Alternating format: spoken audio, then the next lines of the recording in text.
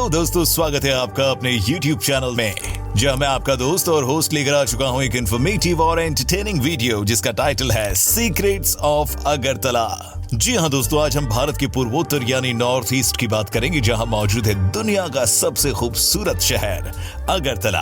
अगरतला त्रिपुरा राज्य के 8 जिलों में से एक जिला है, जो त्रिपुरा की राजधानी होने के साथ साथ इस राज्य का सबसे बड़ा जिला भी है। 21 जनवरी साल 1972 को स्वरूप में आया त्रिपुरा भारत का तीसरा सबसे छोटा राज्य है। इसका क्षेत्रफल लगभग 10,000 वर्ग किलोमीटर है। हरी भरी पहाड़ियों से घिरा त्रिपुरा 19 जनजातियों सहित करीब 45 लाख त्रिपुरा वासियों का घर है। इसका ये नाम तिपरा जनजाति से आया, जो कभी त्रिपुरा और इर्द गिर्द मौजूद प्रांतीय क्षेत्र पर शासन किया करती थी। त्रिपुरा के बाद इस राज्य पर मणिक्य साम्राज्य का उदय हुआ, वो साम्राज्य जिसे कभी न खत्म होने वाला साम्राज्य भी कहा जाता है। और वो इसलिए क्योंकि मणिक्य साम्राज्य के 184 राजाओं ने त्रिपुरा पर राज किया। वैसे तो इस साम्राज्य में आखिरी राजा महाराजा वीर विक्रम माणिक्य माने जाते हैं, जिनके बाद त्रिपुरा का विलय भारत देश में हो गया और ये एक इंडियन स्टेट बन गया। लेकिन मणिक्य साम्राज्य के वंशज आज भी जिंदा हैं और अपने उसी महल उजियंता पैलेस में रहते हैं, जहां से कभी उनके पूर्वज त्रिपुरा पर राज किया करते थे। वही त्रिपुरा जो आज आजाद भारत का एक आजाद प्रदेश है, जो उत्तर, दक्षिण और पश्चिम की ओर से बांग्लादेश के साथ अपनी सीमा को साझा करता है। तो वहीं भारत के अंदर आसाम और मिजोरम इस राज्य के पड़ोसी हैं। त्रिपुरा का आधे से ज्यादा एरिया जंगलों से घिरा हुआ है, जिसकी सदाबहार प्राकृतिक सुंदरता ऐसी है कि इसे अमेज़न ऑफ इंडिया भी कहा जाता है। जो भी एक बार यहाँ आता है वो यहाँ का होकर ही रह जाता है। यहाँ की परंपराएं और राज्य की समृद्ध संस्कृति यहाँ आने वाले टूरिस्ट को इतनी भाती है कि आज बिना किसी प्रचार और प्रसार के बावजूद ये राज्य भारत में सबसे ज्यादा घूमे जाने वाले राज्यों में से एक है। इस राज्य के सबसे खूबसूरत पहाड़, नदियां, झरने, झील, खान पान, पहनावा, रहन सहन और कल्चर के प्रति लोग इतने ज्यादा आकर्षित होते हैं कि आज त्रिपुरा की प्रसिद्धि भारत ही नहीं, भारत के बाहर भी बढ़ती जा रही है। त्रिपुरा की हिस्ट्री हो या फिर यहाँ का कल्चर, खान पान से लेकर यहाँ मनाए जाने वाले फेस्टिवल्स, ये राज्य आज अपनी हर चीज के लिए जाना जाता है। यही नहीं, घूमने के लिहाज से भी ये राज्य बेहद शानदार है। यहाँ कई पुराने किलों के साथ साथ कई ऐसी प्राचीन मंदिर हैं जो हिंदू धर्म को मानने वालों के लिए बेहद खास है। त्रिपुरा में घूमने की बात हो या उजियंता पैलेस का जिक्र न हो तो ऐसा हो ही नहीं सकता। अगरतला शहर के बीचों बीच बना ये वो महल है जो कभी माणिक्य साम्राज्य का सेंटर हुआ करता था। आज ये महल इस राज्य का विधानसभा भवन है। इस महल में 7 मंजिलें हैं, जिसके बीचों बीच 3 बड़ी बड़ी गुंबदें बनी हुई है। आसपास मौजूद फव्वारे और शानदार तालाब। उजियंता पैलेस इस राज्य की सबसे खूबसूरत इमारतों में से एक है। हिंदू धर्म के 51 शक्तिपीठों में से एक शक्तिपीठ त्रिपुरा में भी स्थित है, जिसका नाम है कुर्म पीठ। यहाँ मौजूद त्रिपुरेश्वरी देवी मंदिर वही मंदिर है जहाँ हर साल श्रद्धालु देवी दर्शन को आते हैं। आपकी जानकारी के लिए बता दूं कि कुर्म का मतलब होता है कछुआ, और इस मंदिर में एक ऐसा तालाब मौजूद है जहाँ पर आपको कछुओं के दर्शन भी हो जाएंगे। बताया जाता है कि इस तालाब में करीब 100 से भी ज्यादा कछुए रहते हैं, जिन्हें लोग अपने हाथों से खाना खिलाते हैं। उनाकोटी त्रिपुरा राज्य में मौजूद एक और शानदार जगह है जो सैलानियों का सबसे फेवरेट स्पॉट है। उनाकोटी एक पहाड़ी है जो विशाल पत्थरों और चट्टानों को काटकर बनाई गई मूर्तियों के लिए फेमस है। यहाँ मौजूद पहाड़ियों पर ऐसी नक्काशी की गई है मानो इन्हें किन्हीं बेहद कुशल कारीगरों ने बनाया हो। माना जाता है कि ये जगह युगों युगों से और यहाँ पर प्राचीन युग में इस्तेमाल हुई टेक्नोलॉजी मौजूद है, जो कभी इजिप्ट से भारत आई थी। और आपको बता दें कि उनाकोटी का मतलब होता है 1 करोड़ से कम, और इसी मान्यता है कि करीब इतनी ही मूर्तियां यहाँ मौजूद पहाड़ियों पर बनी हुई है।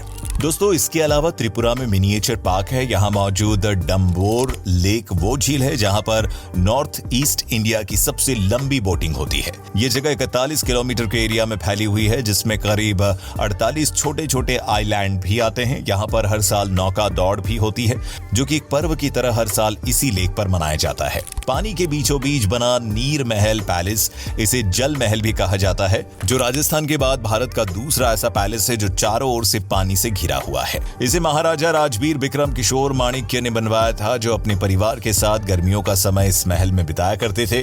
इसके दर्शन के लिए नाव का सहारा लेना पड़ता है, जो त्रिपुरा के टूरिज्म एक्सपीरियंस में 4 चांद लगा देता है। केवल घूमना फिरना ही नहीं, यहाँ मिलने वाले स्थानीय व्यंजन भी एक से बढ़कर एक है, जैसे मुई बोरोक, गुडोक, चौक और मुयाबाई। ये वो खाने हैं जो त्रिपुरा में सबसे ज्यादा फेमस और इस राज्य की शान है। बांग्लादेश का पड़ोसी होने के चलते इसके खान पान और संस्कृति में बांग्लादेश की झलक भी बहुत ही खूबसूरती से नजर आती है। शायद इसीलिए यहाँ के लोग नॉन वेज खासकर तरह तरह की मछलियां वो भी चावल के साथ बड़े ही शौक से खाते हैं और खिलाते हैं। दोस्तों, त्रिपुरा में चावल की खेती बड़े पैमाने पर की जाती है, इसीलिए इनके खान पान में चावल का इस्तेमाल भी बड़े पैमाने पर होता है।